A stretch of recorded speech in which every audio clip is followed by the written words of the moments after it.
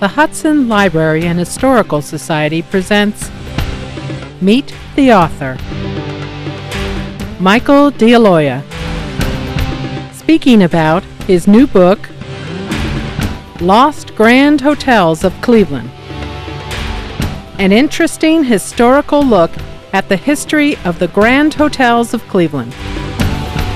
Recorded at the Hudson Library's Flood Meeting Room on October 5th, 2014. Today we're going to be going back in time to the golden age of Cleveland as Michael discusses his newest book, Lost Grand Hotels of Cleveland. He has also authored Lost Cleveland, 7 Wonders of the Sixth City, a short history of some of the leading architectural wonders of Cleveland.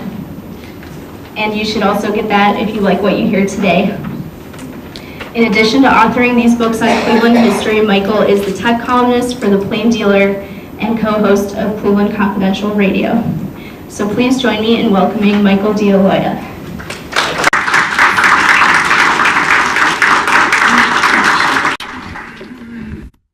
My apologies for being late. I've got a 7-month-old daughter, and she's not as timely as we try to be. And then I missed the exit, so it was a whole thing. But again, it's just great to be here, and hopefully we'll learn a little bit about the great hotels. I'm fascinated by hotels and by Cleveland history. I worked at the city of Cleveland for both Mayor Campbell and Mayor Jackson, and one of the great benefits of that job was I was allowed to go into any building I wanted to go into, and I just got to see so many wonderful things of Cleveland. And a few of the buildings that I went into were these old hotels. And I'm just curious if anyone knows which hotels are up on the screen. We'll get more deeply, but this is the old Hotel Hallowed, which is on Superior and East 6. That's East 6th Street. That's called the Grand Canyon of Cleveland, this particular street. You have the Federal Reserve here. This is actually the Fifth Third Bank building today, down in downtown. And this is the Hotel Witla. And we're going to throw a little few tidbits out about each one in a few minutes. So when I was asked to write the first book, Lost Cleveland, I was given a little word of advice from my publisher, which is everyone loves prime numbers or odd numbers. So you always write in chapters of 5, 7, 9, 11 for whatever reason. So I always pick 7. So the first book has 7 chapters. This has 7. The first hotel we'd like to talk about today is the Hotel Alcazar, which is just a stunning structure. It is nestled comfortably on a leafy green corner of Surrey and Devonshire in Cleveland Heights. Its back is actually turned away from Cedar Avenue, which is the major thoroughfare, and when this was built was a major, had all the major trolley cars going on Cedar that came up from downtown and University Circle, or what they called Uptown at the time. And the hotel was built obviously with a lot of Spanish flavor and was formally dedicated on October 1st, 1923.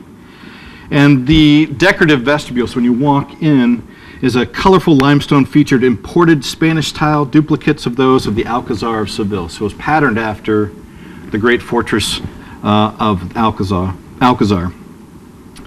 It's got 5 stories, and this picture really doesn't do it justice. It is a massive structure. It kind of sits and thrusts its way out onto Surrey and Devonshire. Unfortunately, 6 short years after it was formally dedicated, and this was what you would call a residential hotel. So it had some rooms that were for the business traveler, but most of it were sold almost as condo units for individuals who wanted to live there. Nonetheless, 6 short years after it was dedicated, it went bankrupt in 1929. Here's the gardens. So there's inside, once you walk through the lobby area, you're immediately taken out to this garden. So it's almost like a pentagon, the way it's designed in its structure.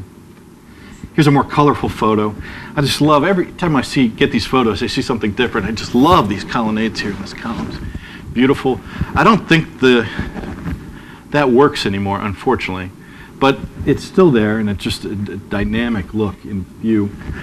Had its own taxi, so if you wanted to go downtown and did not want to take the trolleys, 24-hour service, beck and call. Had 2 restaurants, and also had a top floor bar where This is Jack Benny and Bob Hope. Bob Hope actually had his own private suite there for many, many years. So when he opened up Playhouse down near University Circle, he would stay here, and he would actually take the trolleys down. So Bob Hope's actually from Cleveland, as many of you know, and got his start at Luna Park, which is now Section 8 housing over on the east side of Cleveland, completely torn down. But Jack Benny and Bob Hope would crack wise at the bar many, many nights, and it was a lot of fun for people. And I just want to read a quick excerpt from the book about this famous bar on the top floor. The Alcazar Hotel, it seems, was always a center of entertainment and a refuge for entertainers. Bob Hope, for many years, kept a residence at the hotel. Musicians Cole Porter, who penned his Night and Day at the Alcazar, and George Gershwin found inspiration and relaxation at the Spanish-inspired hotel. Johnny Weissmuller and his exotic lover Lupe Velez held residence there during the Great Lakes Exposition, so this is 1936. Famed Broadway star Mary Martin, mother of actor Larry Hagman, found the Alcazar Hotel the perfect venue to enjoy some downtime during her theater runs in Cleveland. And of course, Jack Benny was known to tell a few jokes and tall tales at the Alcazar's bar. Lou Wasserman, the Hollywood mogul who built MCA Studios, grew up amid the speakeasies and silent movie palaces of Cleveland, Ohio, and after graduating high school in 1930, he worked for the Mayfield Road Gang in Cleveland, operating an illegal casino. So in Little Italy, right, the Mayfield Road Gang.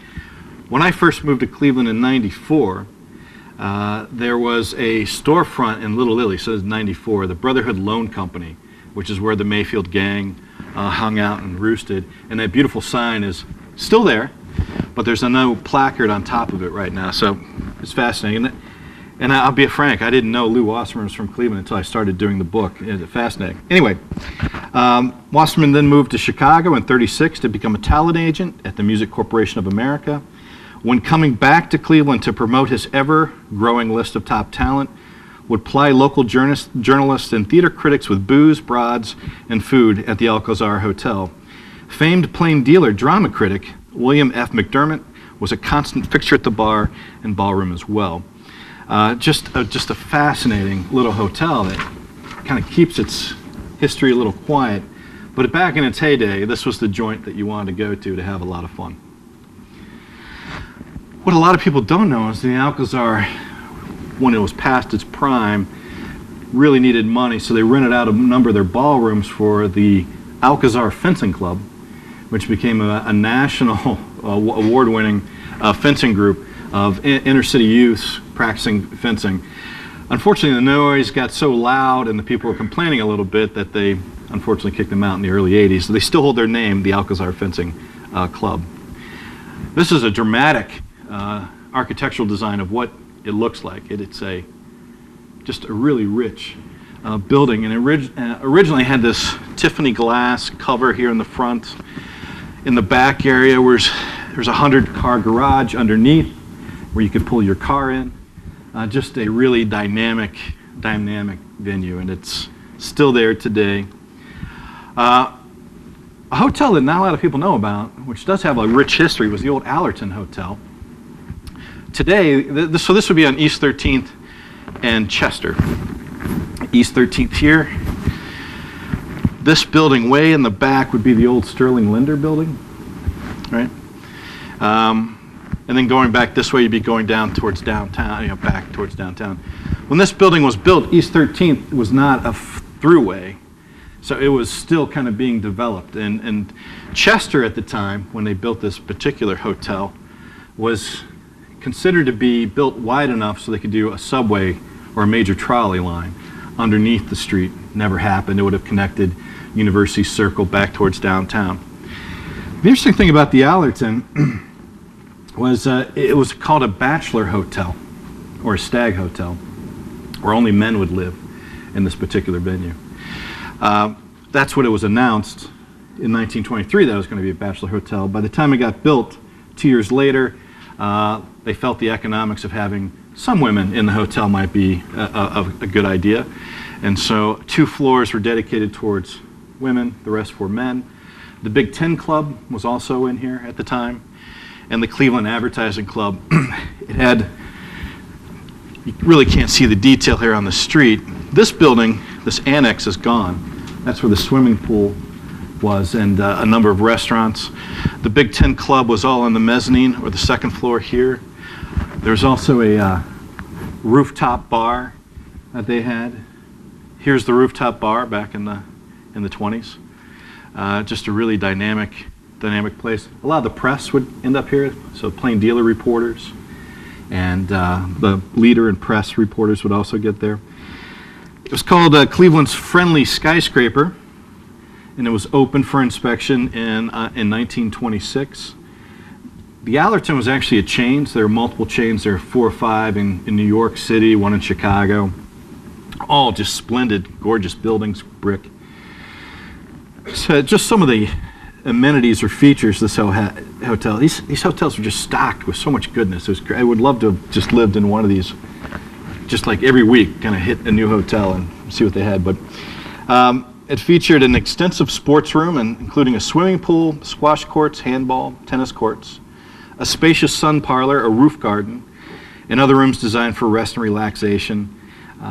Just conveniently located, obviously, near downtown. It was the 7th hotel in the Allerton chain. During World War II, this is the Rooftop Restaurant. You can see this just glorious view of the lake. During World War II, the Navy took it over, kicked out all the residents, and it became for Navy waves, and all the waves stayed here until '46, and then went back to being a hotel. In 1953, it was sold to the Meyers Hotel. It obviously had nightly entertainment, which I think is one of the things that people miss the most, I think, from hotels. Although I will say, there's a new hotel in downtown Cleveland called the Metropolitan at the 9. It was the old Ameritrust building on East 9th and Prospect. And they're bringing back a lot of this type of entertainment in that particular hotel, which I think is a great amenity and draw. So it's interesting to see how these things sort of come back into play. Now this is a fascinating photo. This is a story that I think most people have forgotten. So you're on top of the Allerton building looking back towards southwest towards the Terminal Tower. A lot of these buildings aren't around anymore, for example. This one, which just looks gorgeous, has been torn down.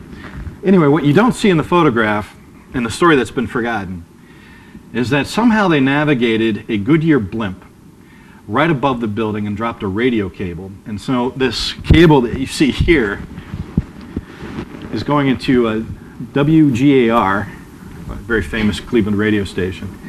And they made the first ever blimp broadcast of a radio show from the Allerton Hotel. It was interesting when we were doing the research for all the hotels that most of them, and this was true in most large cities, the hotels bought the original radio licenses because the hotels were the center of entertainment. And you'll see this in other hotels. So, for example, the Winton Hotel had the famous Rainbow Room and the Rainbow Room Orchestra. They were an NBC Blue affiliate, and NBC had 2 channels, a red and a blue. So the hotels were where you went for not just if you're an outside individual visiting, but for people in the city. You went to the hotels to have a grand time. So we rediscovered in a lot of ways the first blimp broadcast for radio. Originally, a lot of the buildings downtown, and you'll see this structure at the old Huntington Bank building, which is Huntington's moved out, but that building on East 9th and Euclid, very large structure. The top of that building was built to be an airport for blimps. And so if you can imagine trying to navigate a blimp in the winter over Chester or East 9th, it's insanity to think about it, but that's what it was originally designed for.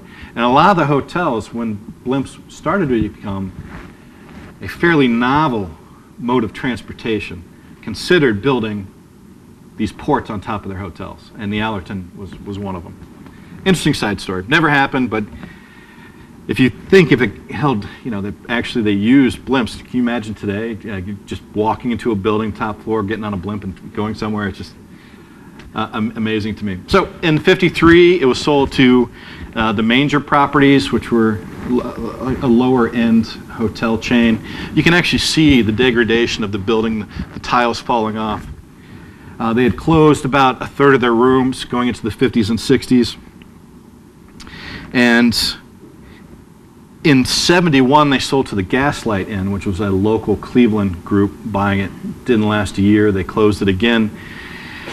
And Parkview Federal, which was the bank that held the note on the building, then turned it into Section 8 housing, which it stays today.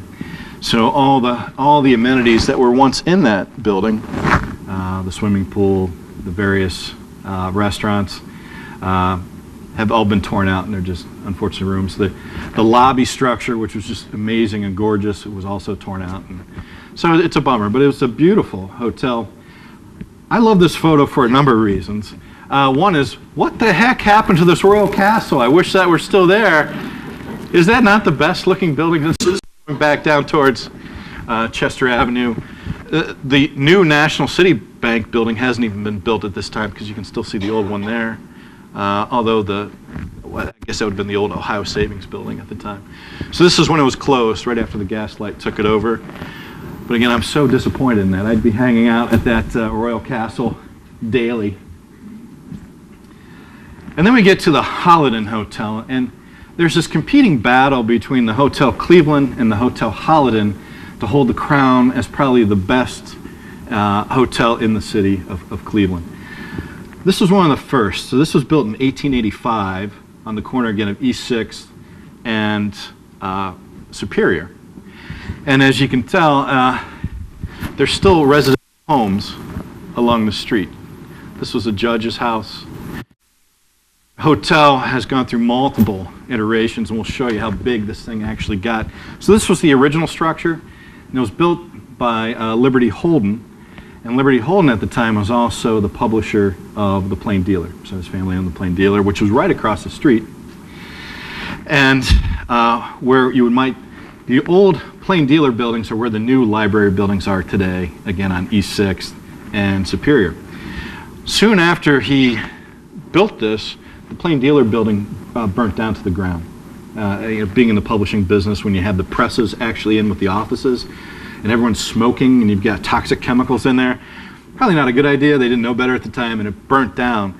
Their main competitor, the Plain Dealer, was the Leader, which is right across the street. So the Leader building that you see today on East 6th and Superior was also a press. So the first floor was where all the presses. So the Plain Dealer had to print at the press. And then they moved the offices of the Plain Dealer into the hotel for a period of time. The hotel was split into thirds. So again, it was a residential hotel for 1/3, and then a third of the other third of the hotel was for transients, hotel guests. And then the other third was for infrastructure. This building was one of the first to actually have what they call the American model for hotels, which is where your bathroom is included in your suite, and 2/3 of them were still European style. This generated a lot of controversy because it was so far away from Public Square, which like today is like a 3-minute jaunt, but then it was considered almost, I remember reading some experts in other papers, like this was a crazy idea of trying to build something so far away from the center of commerce in the city. There was at the time this thing called the Stillman Curse. And the Stillman was the first hotel built away from Public Square, and this is preceding the Hallowed and other hotels, so maybe about 20 years prior. And it was built where East 13th and Euclid would be today. So where the Statler was originally built was the Stillman. One of the most gorgeous buildings I've ever seen. There's only 1 or 2 photographs of it on record.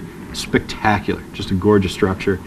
Again, residential hotel, so most of it was people living there, and like squires, the owners of Squire Sanders were living in this. I mean, big people, right? Well, about a month into the Stillman being built, and one of its draws was it is fireproof, meaning from the outside in, not inside out. And so 30 days into it, it literally burns from the inside out. The brick and the masonry held like it should. The wood structure internally did not. They rebuilt it, of course.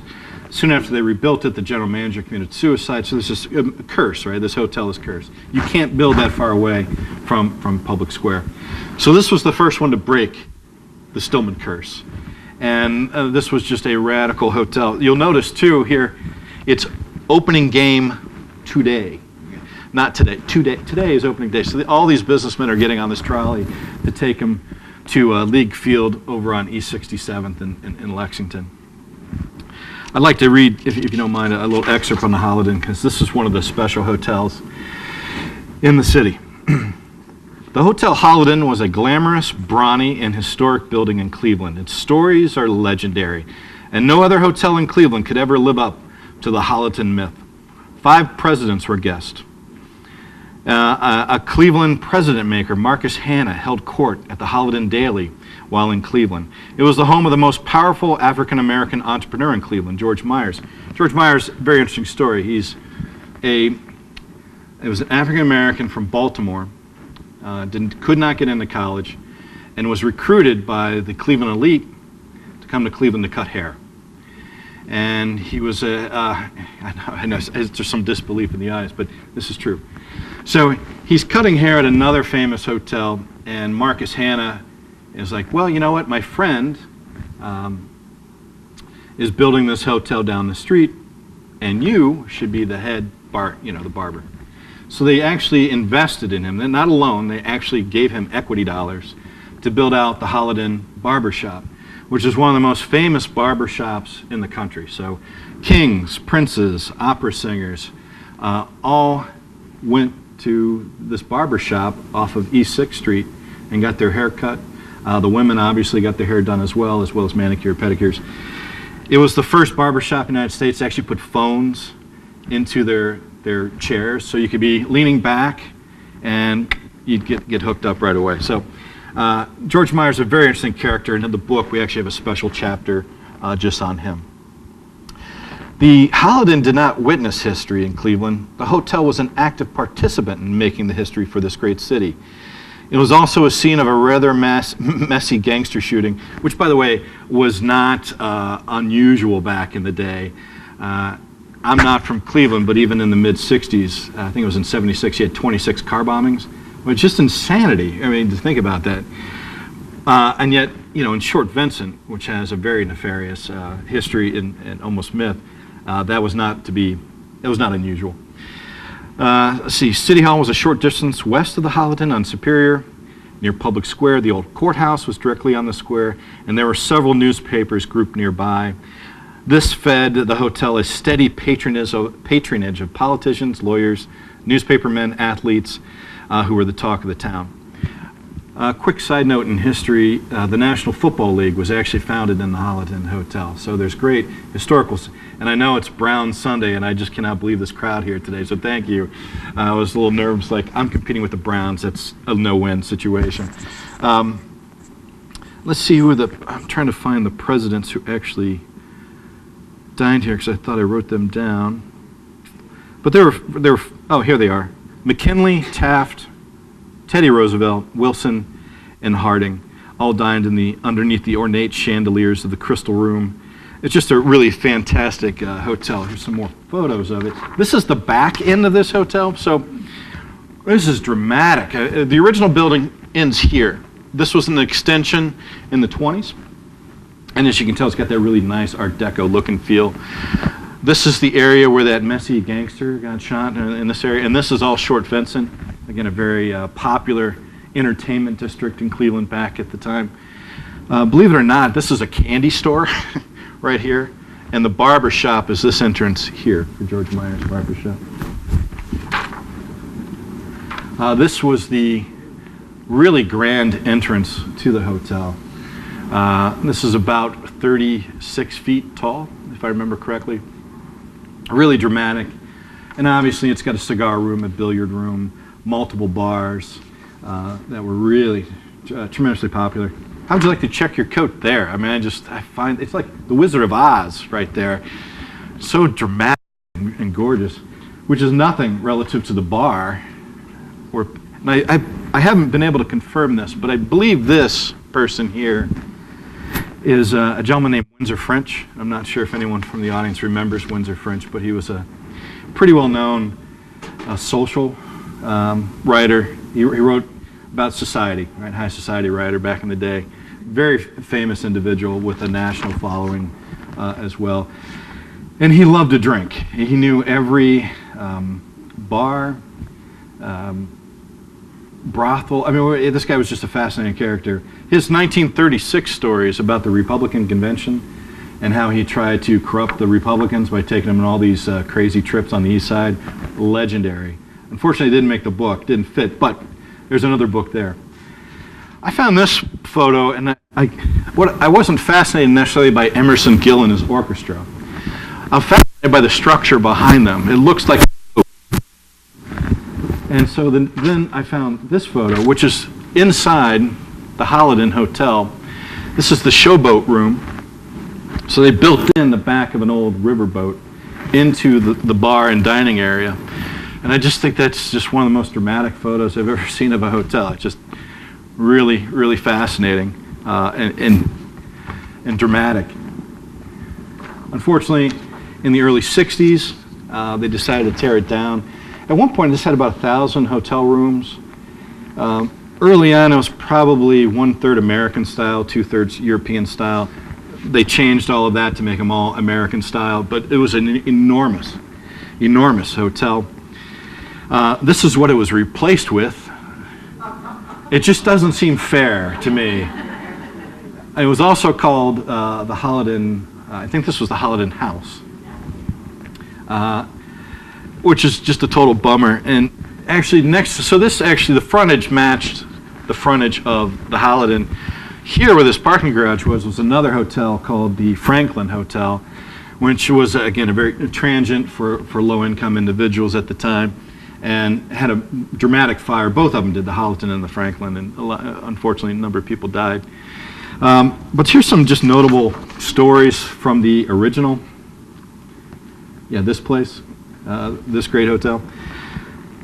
There's a very famous kidnapping in the teens called the Kidnapping of Billy Witla. He was a young man from Pennsylvania.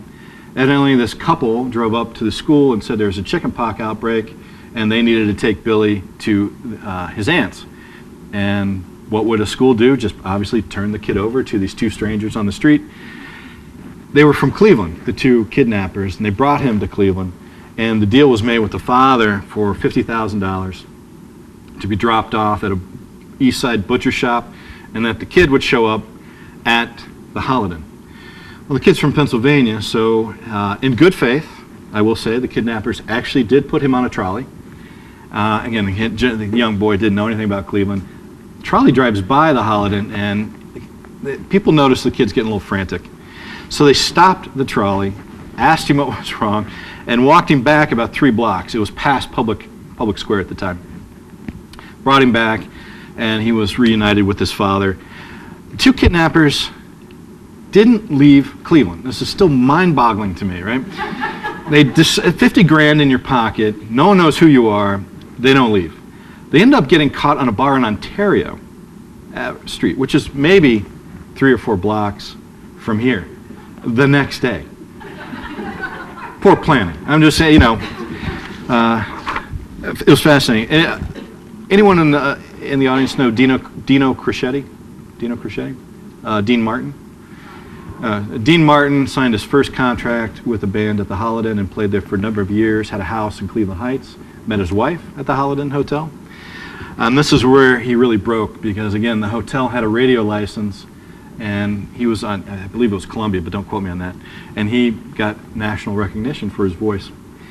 Eliot Ness was involved in a hit and run. He was drunk one night after leaving the Hallowed Hotel, and was in a car accident, left the scene. This is when he's the director of safety, by the way.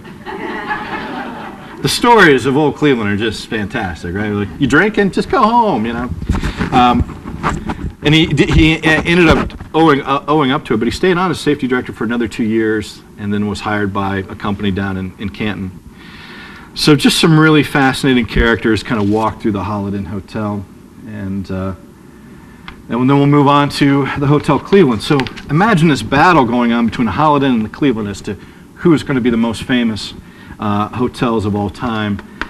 This is a fascinating story because of the two brothers who kind of got involved with this. So this building was planned by a real estate group, husband and wife, and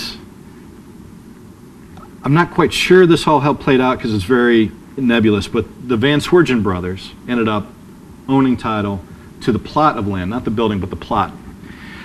And they needed this hotel, obviously, to continue on with the development of Terminal Tower and the moving of the Union Station, which was at, I believe it was on East 9th and the lake, and moving it a little south. So you can see even today, or in this photo, they've got these this is a White Auto Library, so White Motor Company was actually building. You can't see, but there's a horse here, and there's a little showroom in here where they're showing White Motor Company wares.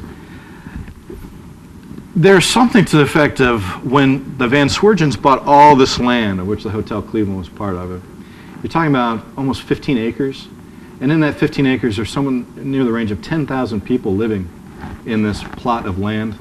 They actually had to build up, so it sloped actually back towards the river.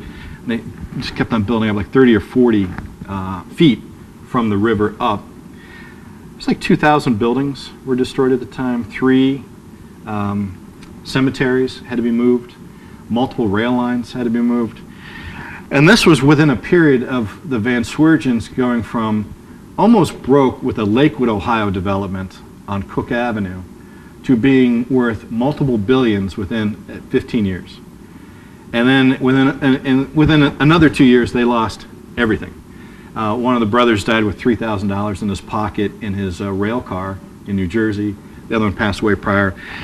It's a classic, almost Horatio Alger tale, right? Just huge success, and then, but this became an iconic building for downtown.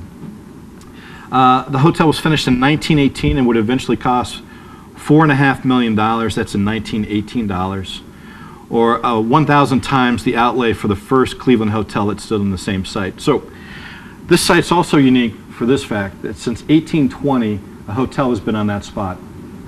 And it's been a continuous hotel since 1820. When Finney Mowry, that sounds like an 1820 name, created his first tavern on that particular corner of Public Square. What was interesting about it, it was called lot number 82 back in the day, and it was the connection for the first rail line from Newburgh Heights into downtown. Originally horse-drawn and then locomotive-drawn. Some real notables about this particular hotel, just some fun stories. Anyone remember the Kingsbury Run murders, the Torso murders? A very popular serial killer at the time. So one of the more tantalizing suspects of those murders was a gentleman named Dr. Francis Sweeney. And he's been in a number of books now, but back then. So the story was Eliot Ness, who pops up yet again, and Eliot got around quite a bit actually back in the day. Eliot Ness kidnaps Dr. Francis Sweeney off the streets in broad daylight, brings him through and literally kicks a door through the servants' entrance in the Hotel Cleveland. The general manager just happens to be standing there at the time. And it's just like, what in the deuce, Eliot? And he's like, don't worry about it. I need a floor. Give me a floor and we're going to hire this guy for a week. And don't tell anybody, but you can call my friends at City Hall and they'll pay a check. I mean, just it's stuff you couldn't pull off today. And kept him there a week and interrogated him. Francis Sweeney's cousin was a gentleman named Martin Sweeney, not the Martin Sweeney who was the president of City Council, but a congressman at the time named Martin Sweeney. And Martin Sweeney is a very powerful Democrat, and if he'd ever gotten wind of this, Eliot Ness would have had his neck in a noose. So the deal was, at the end of this week, Ness goes to Martin Sweeney and says, here's the deal. I've got Francis in a room at the Hotel Cleveland. Now, I can either bring him in and charge him with murder, or you can tell him to leave town and never come back again. I mean, again, I just can't see this stuff playing out on TV anymore. It's just bizarre. So Francis leaves. He leaves. Goes to Lorraine and ends up in California, where it's rumored that he was part of the Black Dahlia murder. So then you got a guy who's not only responsible for the Kingsbury Run, but potentially could have been a candidate for the Black Dahlia murder, another famous murder in Los Angeles. So while I was putting this book together, I was at the Western Reserve Historical Society talking with a gentleman named John Grabowski, who's the head of research at Western Reserve, just a gentleman of a man. And I happened to be mentioning, like, John, I read this footnote in a book about Francis Sweeney and Eliot Ness. And one of the footnotes related to these postcards. And I didn't know what it just said, Francis sent Eliot Ness these postcards. And John's like, well, would you like to see those postcards? I'm like, yes, I would like to see those postcards. So we go into a room within a chamber of some room with locks and keys and all this thing, and he pulls out these postcards, which are in perfect mint condition, wrapped in plastic. And the postmarks are from Dayton, Ohio, which is unique, because I'm from Dayton. And I just thought, here's really interesting. Here's Francis Sweeney making this route across the country, ending up in Dayton, Ohio, where he dies. And yet he's still taunting Eliot Ness about these murders. Like, you had me and you let me go. Just some really outrageous, things on these postcards. So if you ever get a chance, try to go see those postcards. They're really, really, really rich. This is the building when it was finally complete. You'll still note Terminal Tower is not there. And the street level is actually about 10 feet lower than where it is today. Cleveland's consistently been built up and built up and built up. This is opening night, 1918. That crowd is just having a good old time. And they're in the Gold Ballroom. So there are two very famous restaurants inside the Hotel Cleveland. The Gold Room, which is this room. In fact, the next photo shows it when it didn't have a crowd. And then the Bronze Room. And the Bronze Room was very famous because Eliot Ness had a corner table in the back, which I'll try and show you in the photo in a little bit, so he could sit with everyone else in front of him, no one behind him, just in case something happened. And he was a big drinker, Eliot. I mean, this is an interesting photo for a number of reasons. So I was doing research, and this is obviously coming from Superior. So you just crossed over the Detroit Superior Bridge. You'll notice this element right in the middle of the street. Does anyone know what that is?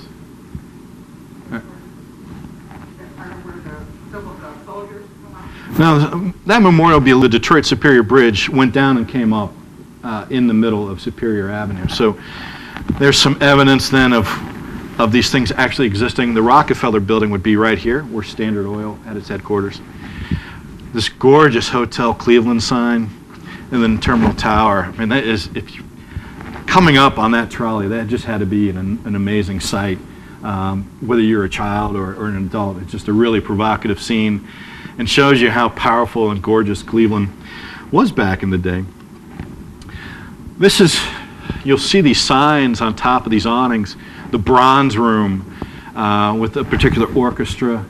This is Barclays Bank, and this is like a travel agency. You can't see it very well here, but another large travel agency, so a lot of people coming in. And imagine the train station's below you. In fact, that actually may be a train station office, but that's Eliot Ness's car and some patrolmen. I'm not sure if Eliot was drinking that day, but he was a big proprietor of this room, which was the Bronze Room, and Eliot sat way here in the back so he could see everybody coming in, and he didn't want to be near a door with his back. He wanted to see everyone coming in.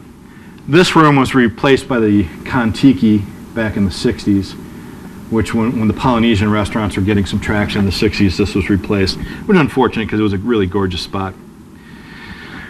And then we're on to the Hotel Winton.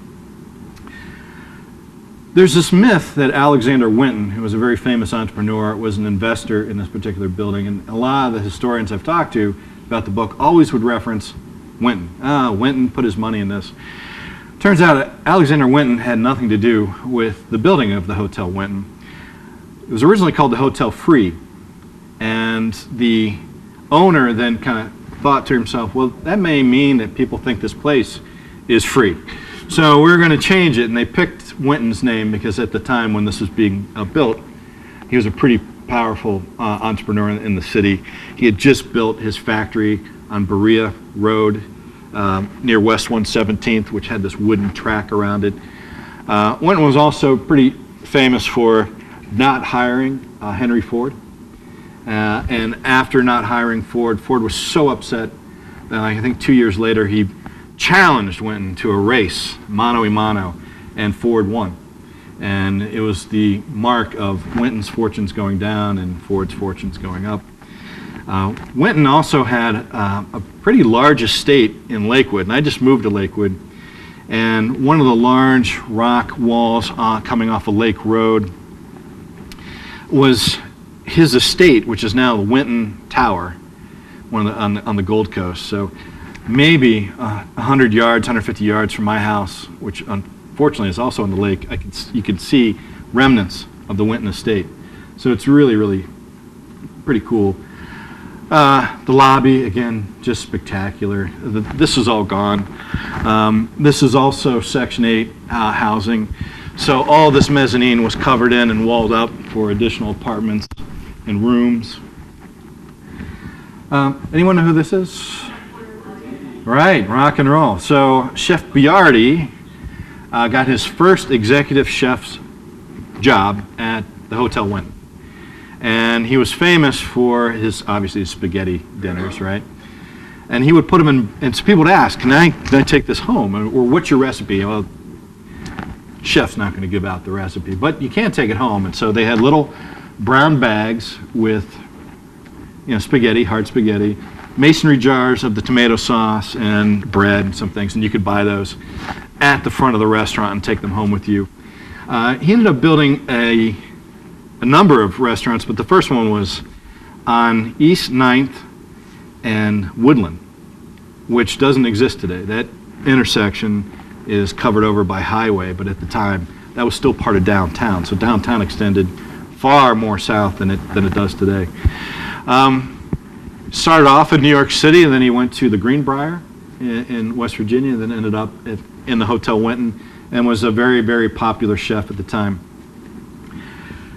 Every hotel had its room, right? The bronze room at the Cleveland Hotel. This was the rainbow room, which was in multiple colors.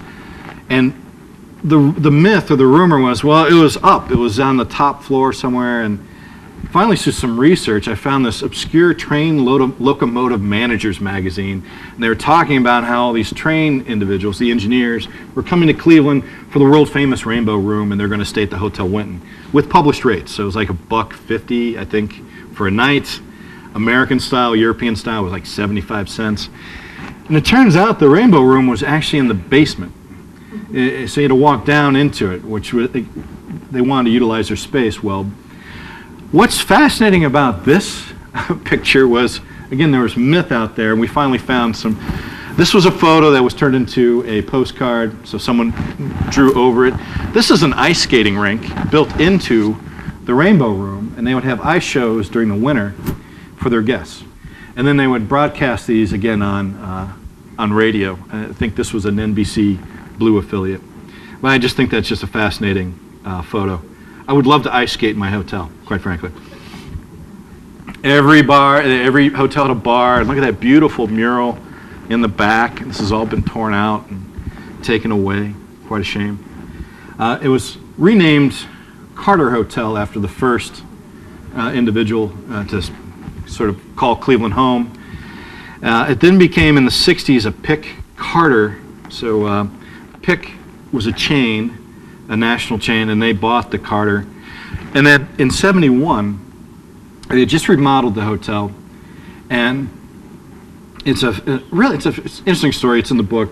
Essentially, there was a tour of Hair that came in through Cleveland playing at the Playhouse Square, and the night while most of the performers were on stage, their family was still back at the hotel. Hotel caught fire, and a number of their friends and family who were part of this moving band died. And the hotel never opened after the 71 fire. It was a really large tragedy. It's since been redeveloped as, again, low-income housing for downtown.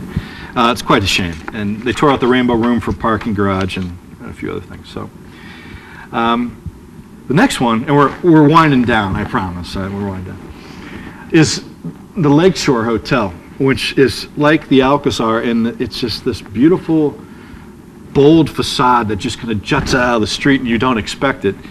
And this bottom drawing kind of shows this is all Gold Coast today, towers and what have you. But back in the day, there's just beautiful homes, right? So estates, a built-out pier, just extraordinary. All this cutting of the rock, and this is all kind of falling apart. But this is the back looking out towards Lake Erie in the front. Just an immaculate structure. And the Lakeshore, this is more of the back, yet still, was built in 1929, just months before the Great Depression, and immediately went into foreclosure. Had 450 suites originally, and a large neon sign that at the time was pretty revolutionary, and was built by actually one of the members who lived there. So someone who bought the hotel suite at the time. The main floor offered 2 dining rooms, which overlooked the lake, and a ballroom that could accommodate 400 people. The first dining room was called the Sea Glade, and the second one was called the Nautilus. The Nautilus was a very famous restaurant in Cleveland back in the day. If you've ever been out to Pier W today in the Gold Coast, you'd almost have the same view of downtown that the Nautilus had. The Nautilus has actually been turned into an office by an architectural firm, and they're still there today. So they've been about 20 years. In 1934, so it goes into receivership in 29, 34 new owners. They literally strip out the entire penthouse. There were 3 penthouses at the top, and they make it just one enormous bar. And it was called the Penthouse Club. Dramatic views of Lake Erie on opening night, 200 guests. The John Kane Doles Orchestra, a fairly popular orchestra back in the day. It had a well-stocked colonial bar. I can only imagine what that means. And it had a world-famous bartender, a guy named Johnny Quigley, who was hired away. He was the personal bartender of the mayor of New York, Jimmy Walker, at the time. And so Cleveland took the Johnny Quigley. Fascinating stuff.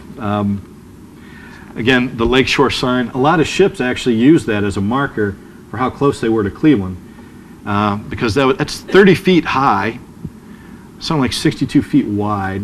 It's pretty broad, I would say, Baedeker of, and what's fascinating is as they were building up the Gold Coast residents were complaining about how bright this light was, so they tore it down. And it was actually in a field for 10, 15 years on the side of it. And someone then eventually threw those light signs away. This is the back. The Lakeshore is on Lake Avenue in, let me get that right. It's on Edgewater Drive in Lakewood, near Lake. It's a block south of Lake. It's still there, right? Still there. They've actually rebuilt an 11th floor on top for more penthouses. And it's gone a little upscale. It still has like 40-50% low income for the elderly, and the rest is market rate again. But you have to be, I think, 45 or 50 to get into the place. So but it's a gorgeous structure. They've really done a great job. They used to have a pool and a cabana, and as you can see, the Gold Coast is just beginning to be built. This gorgeous structure here. It had a tiki bar. This was all torn away, unfortunately, for another building to be built, another Gold Coast building. Here's the dining room and how ornate and gorgeous that structure used to be. I just love this photo taken from the lake. It just shows how dramatic and how close it is to the lake. Really a rich kind of thing. And then finally, we'll talk about the Statler. The Statler was opened in 1912 on the corner of Euclid and East 12th. The building that you don't see here, this would be the Union Club on East 12th Street going down. This is the original building, and it was actually almost tripled in size, and we'll show you that photo too. There's a small theater here. This was also a chain, the Statler Hotel chain. This is what it looked like at night. Again, this is the original structure, and then this is the Union Club. Sterling Linder would be right there. I think this was another department store here. This is the building after it was rebuilt, or not rebuilt, but the expansion. So the original building ended here, because you can see the different window styles on this side. And then the Stillman Theater entrance was here, and I don't know if you've ever walked by. This is a parking garage now. But if you walk inside the parking garage, you'll still see elements of the theater built into the walls. The columns and the drama and comedy face are still up on this wall right inside the building. Again, a very dramatic structure. It was enormous. Just some quick notables. Hotel had was instrumental in local radio history when WGAR started there in 1930. The Blue Network for NBC. Here's a very fascinating thing. So the first meeting ever of La Cosa Nostra, I hope I got that right, was actually held at the Statler Hotel. So all the major crime families of the Italian mob got together in December 5th, 1928. And they're all driving in nice sedans and custom-made suits. Two of the cars came in at 4:30 in the morning on the 28th, and it just so happens that a patrolman was walking by and took notice of these gentlemen. He followed them into the lobby, and he just thought it was weird that he was being ignored.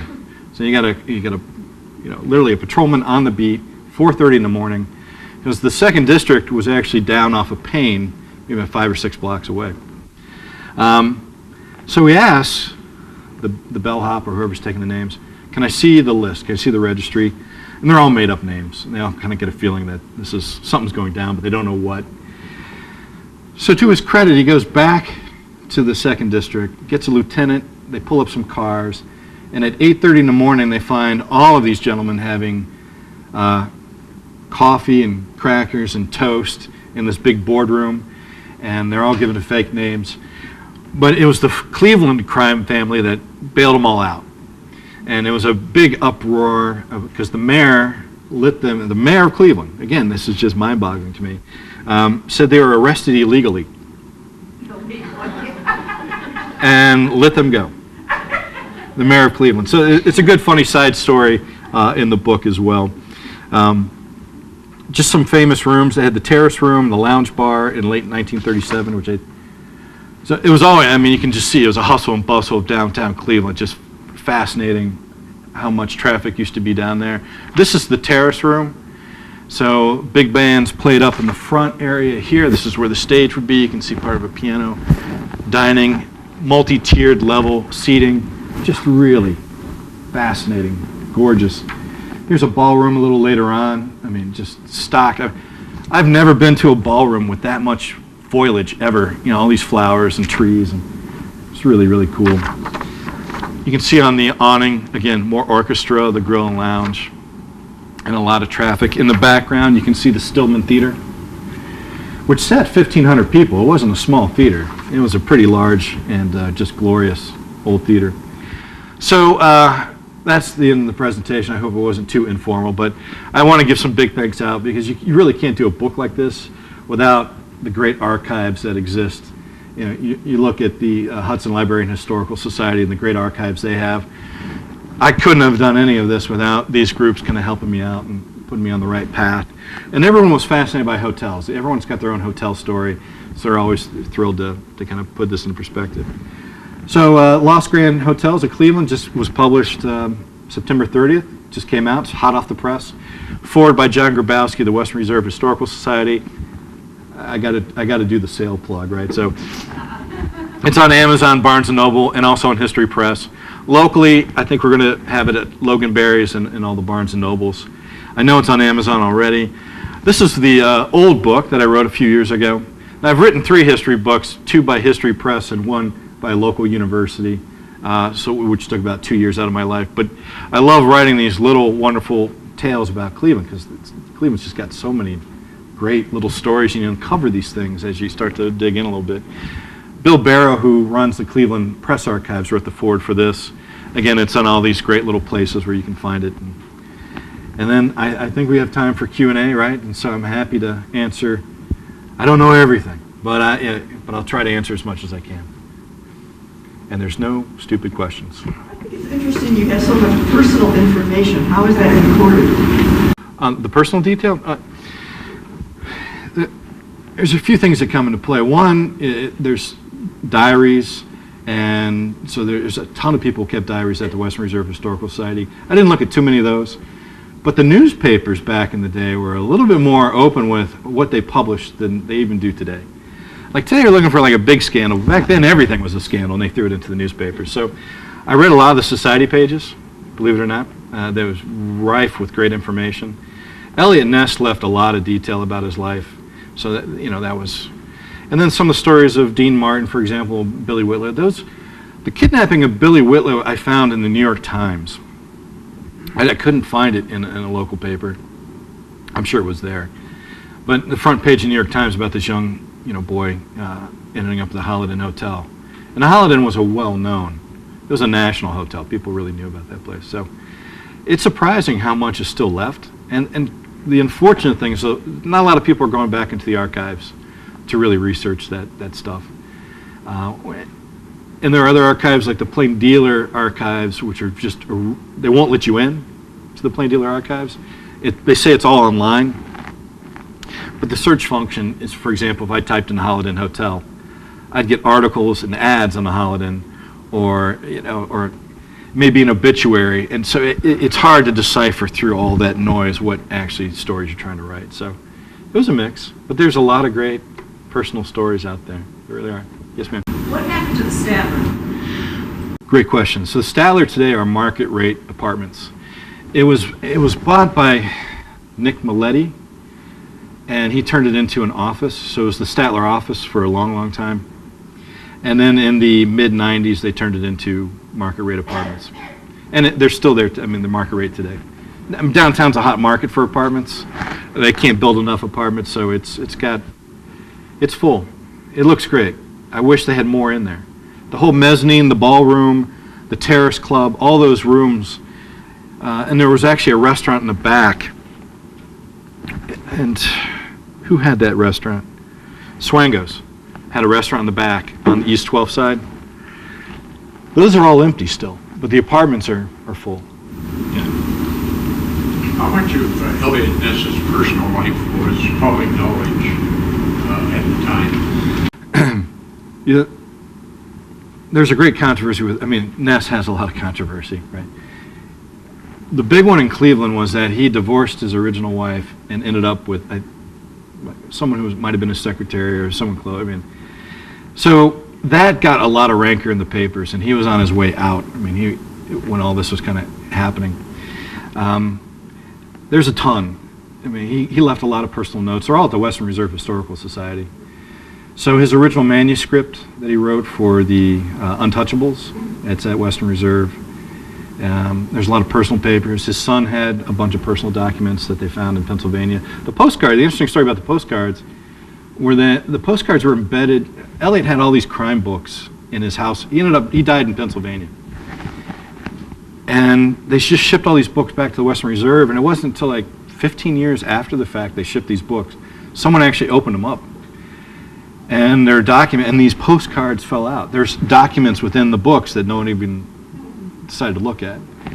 But you can almost do a whole book on just his time in Cleveland. In fact, there's a sign of Ness for Mayor that still exists on Cedar Avenue that was painted onto an old bar. And the bar is empty. It's been empty for years. Cedar, if you've driven by, it's like, I hate to use the term Sarajevo in 1991, but it's pretty close. It's a burnt out street, but it has a lot of history, and Ness's sign is still there. Looks like it was just painted yesterday. It looks great. So, yes, sir. The Alcazar has been, in the paper recently about a new revibrance. Any thoughts, personal thoughts of that? I'd like to see, the Alcazar and the Lakeshore, too, that I would love to see return to their original roots as resident hotels. Because there's something about those two facilities that just resonate. I don't know what it is, but if you've been in them, you get this feeling like there's something here that is just really cool, unique, and profound. So yeah, I'm all for it. I'd like to see them all return to some form of hotelry. How many hotels can Cleveland support at the moment? They're building like one every week downtown, it seems like. And they're cool. The Metropolitan looks great. The Aloft looks fantastic. They're building the Drury. The Meridian's being built as we speak.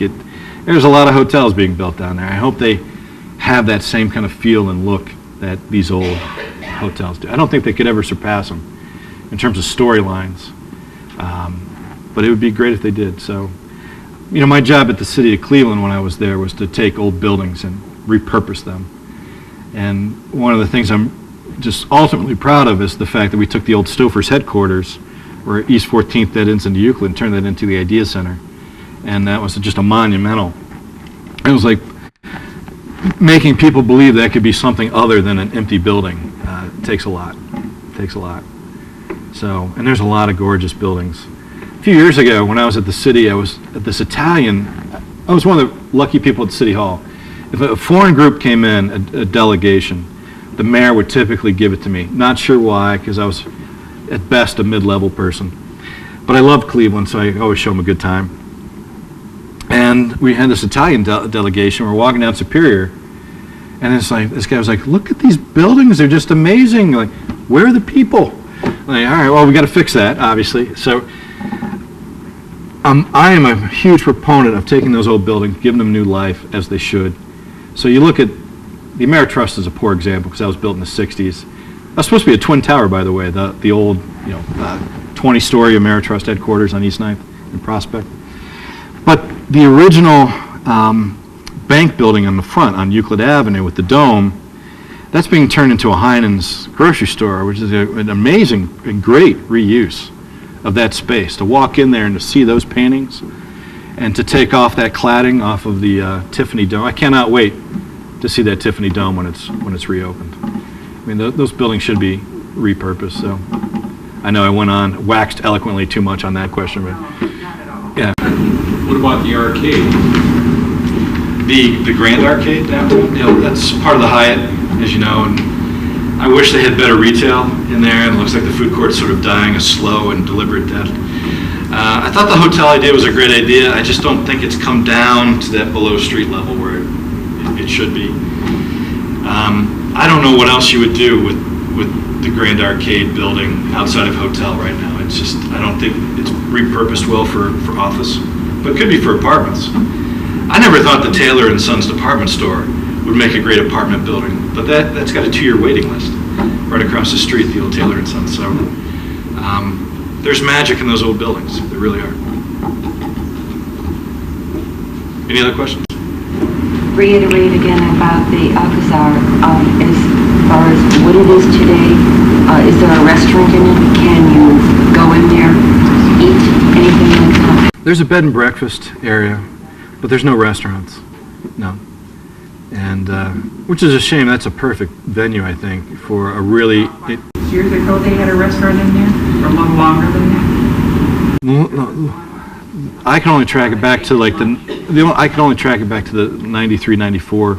So it's possible they had a lunch counter in there, but the major restaurants are all gone. And the rooftop bar is gone too, and that should have been mothballed and just waiting for the perfect time to reopen, because to have that spirit of Jack Benny and Bob Hope in those places would have just been pretty magical to rekindle that. Yes, ma'am. A couple of years ago, Metro Parks, if you look in the Emerald Necklace, does those urban explorations, and about 2 years ago, I think it was, I went on one, and they took us through the Alcazar.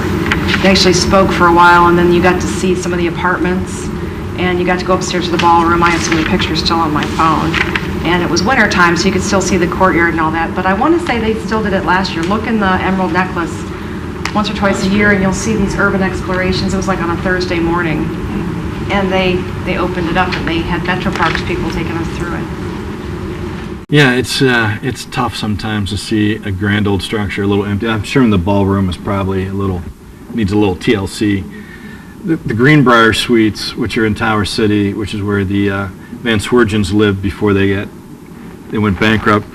So imagine inside Tower City, all these office complexes, this big living space with a mezzanine and all this beautiful stuff. Churchill and Roosevelt and all these people stayed at the Greenbrier. And it's gorgeous, but it's in such a state of disrepair. It's heartbreaking. It's heartbreaking. It's and I don't know what precipitated all this. I mean, I have my theories as to why Cleveland went sideways for a number of years, but it's a sad story, and that's why I love I love telling the stories about these places, because it's so dear to my heart to get these places back up and running again as they should be. Cool. Sorry, I couldn't hear what she asked about. Where your response was that it's not as bed and breakfast. Was that the Alcazar? That's the Alcazar. It does have a bed and breakfast, and most of it is residences. Yeah. They used to have a tea time during the afternoons at the Alcazar. Yes, sir. What's your outlook on Cleveland's revival and whether it's going to happen this time or whether this is going to fail? That's a great question, loaded. All right, so, but since I'm not running anything for anything, I'll run with that question. This is the first time in a long time I believe it's going to happen. I'm not quite sure the city's got the political leadership to pull it off. I'll say that. I worked with Mayor Jackson and Mayor Campbell, so I've got a pretty good idea and portrait of how they work and how their staffs work. I don't get how a mayor can be against almost every major development in the city and still be in office. I mean, he was against the casino, he was against the East Bank of the Flats, where I had dinner last night, and there's so much life down there now, it's insanity. But he was against that. He was against, so most of the major projects he's been against. But they all add a layer of vitality. Downtown today, especially on the weekends, not even with Wednesday, Thursday, Friday, Saturday, is full of people at night. I've never seen that. I've only been here since '94, but I remember walking out at National City when I was in their venture capital group, and at 5 o'clock I'd be like, am I the only person downtown? I mean, it was a little scary. It is so full of life, and I think pulling in those people in the apartments is a huge, huge thing. I know it's gone from like 12,000 to almost 21,000 people downtown since I started. I worry about the political leadership, especially when Jackson decides to quit. Because I don't know, there's a vacuum after him. I mean, you say what you want about it, but he's managed City Hall well. Not great, but well. A lot better than Campbell, who was like managing the Tasmanian devil. And I love her, but she was a really challenging person to kind of manage and work. There's no vision. That's my worry. There's no vision in Cleveland. And you've got this amazing palette. This city is the most beautiful thing I've ever... Everything great in my life has happened in Cleveland, Ohio. I mean, if you would have told me when I moved here, you're going to work for 2 mayors, and you're going to start 2 tech companies, and you're going to get engaged and have this beautiful baby, and you're nuts. But it happened. It's crazy. And writing books, and so I have found that the Cleveland citizen, someone born and raised here, does not have the same attitude as those who have moved in. And the truth is, the only way this city is going to turn the corner is getting those people to move in more. I mean, you got 3 huge spots going right now. University Circle, you can't find a place to live or park in University Circle. Getting in there in the morning is just a pain in the rear. Downtown is growing like crazy. And then Ohio City, Tremont, Detroit, Shoreway. I mean, they're new. I mean, it's just a whole new look. I worry about the east side of Cleveland. I don't know if that place is going to make. I got real concerns between 32nd and 92nd, for sure. Can the downtown prosper or attract the families without a decent school system? Great question. So there's 2 big developments going on in downtown that I think they're going to change that dynamic. One being the east side of the Flats. They're building up a brand new apartment complex, and it's going to be just dynamic. Dick Pace, who's a pretty well-known developer, mostly small stuff, he has the new contract for the lakefront development. And embedded in that lakefront development is a school. And it's going to be a charter school, and the hope is it's going to draw families, because they're building family homes down there, not necessarily apartments and condos. That's going to be, in my mind, the real trigger to bring the families back into Cleveland. Because you're right, it's all school district, right? It's the education system, which I've got my own theories on that, but I know they've tried. But having a school in downtown is going to be a game changer. I believe that. I do. We're getting into politics. It's so cool. I mean, it's like... Yes, sir. Since you work downtown, what's the leftover legacy of Big White? Very little. I mean, outside of the Rock Hall and Voinovich Park, you know, that you look back in history and you talk about that was an administration that had all the promise in the world and could have turned a bigger corner, and that by the middle of his second term, he just turned into a tyrant, and that really turned off a lot of people. So the next book I'm thinking about writing is called Cleveland Reimagined, and of all the opportunities that the city missed, what if it did happen? And one of them is being perfect case in point, the Progressive Building that they wanted to build back in the late 80s, early 90s. Can you imagine having 10, 15,000 progressive people coming downtown every day? And the building was gorgeous. I mean, it's just amazing. I think Frank Gehry did the design. It was a really just bizarre looking thing, but spectacular. It would have radically changed the way people look at downtown 15 years ago. And then, of course, Cleveland turned down the Johnson Space Center. That was another big one that we turned away. So imagine Houston, we have a problem, as Cleveland, we have a problem. I think it would have been a game changer too. So, you know, Cleveland's just crazy yin and yang of fortunes made and fortunes missed. It's the best way I can describe it. You know, to siphon it down to its essence. And it's a shame because Cleveland could have been a huge powerhouse for years. I think we just gotta let it go. And it's civic leadership. I mean, there's not. I mean, you just blame the top. So we can also talk about restaurants and bars too. I'm all for, you know. What about the medical part? I'm a huge fan. I wasn't a fan of that. That was one of my projects in the city, and I got to say I wasn't a big fan of it originally. But that building and the convention center have just turned into just beautiful, well-designed buildings. The medical mart's not getting enough attention currently because they haven't had a big show, but they've got hundreds of small shows, and that place has a lot of life to it. So I'm really fascinated by that. I write the tech column for the Plain Dealer, and I've written about it twice. One of where strategically that building is going, and two, for all the infrastructure that's actually in that building, which could really, if they do it right, that infrastructure could draw some bigger and bigger and bigger events. Now the events are booked 2, 3, 4 years out, so I think by 2020, I hope not, but 2018, you should really know on the mark if that thing's going to work out. But the convention center is just amazing what they do. What about taking away from the view of the lake? You know, the way that it was had to build up and so forth, that you lost that view of the lake standing on the property. You know, they lifted the property though, so you literally just walk up a knoll. If you remember the original convention center, you had to walk all the way north to the grand ballroom, and then the windows were here. So you had to tippy toe up to see the lake.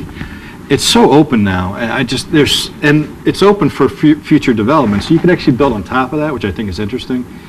The Hilton Hotel they're building next to it at the old county building, I think that's going to be the telltale sign. If they actually fill that, then you've got yourself a big success. Because I think they're overbuilding hotel rooms at the moment. But I understand why. The RNC is coming. They need to fill those. And so, you know, we'll see. But in terms of downtown and University Circle, I'm thumbs up. That, again, from East 32nd to East 92nd, from Lake all the way down to Broadway, if you look at Google Map at night, it is a dark black hole. And it shouldn't be that way. And someone's got to figure out how to rebuild those neighborhoods.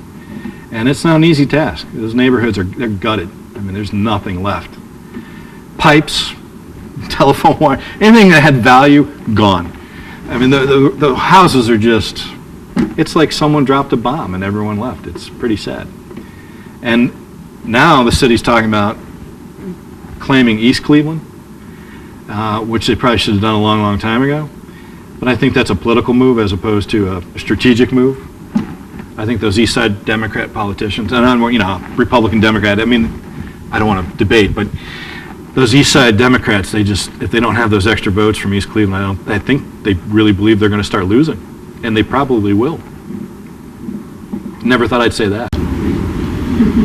You can go on YouTube and see some of the ex-features of the Statler Hotel. Have you done that? I have not, but I'd love to have that link. And just go Google Statler I will. That's awesome. Hotel, and there are some scavengers who went back and photographed and videotaped there. That they went into the kitchens, etc. So kind of like ruin porn. Yeah. Best kind, totally. I've been in the Statler in the old ballroom area, and I've been in the old kitchen in the back. And I'd love to see that become a restaurant. That's a perfect space. So there's still some repurposing to be done in these structures, no doubt. What was that at the Doubletree Hotel in University Circle? What was that before? Was that also a hotel? That was a Tudor Arms. Okay. And the Cleveland Club was there. Okay. Yep. There are a lot of private clubs in Cleveland that kind of disappeared into the background. Fenn Tower, that was the old Town and Country Club. So massive, very like a competitor to the Union Club, and then they turned it into Fenn College. And then Fenn became Cleveland State. That's a beautiful structure. I did find this old photo, it had to be from the 60s, where Fenn was the only building within 4 blocks. They just cleared everything out for CSU, but it hadn't built yet, and it was still kind of like a parking lot. Very strange. And CSU, the way they've redone CSU, is they should be given a Nobel Peace Prize for that. I mean, it's just phenomenal. And there's so much activity. Those students bring so much life. And Playhouse Square, I mean, it's really, if you haven't been downtown, you should really go and it's really special. It really has turned special. Anything else? Is there a part B, or are we good to go? Thank you. No, I had a blast. Thank you so much for coming out on Sundays. It was a gas. Thanks to the management and staff of the Hudson Library and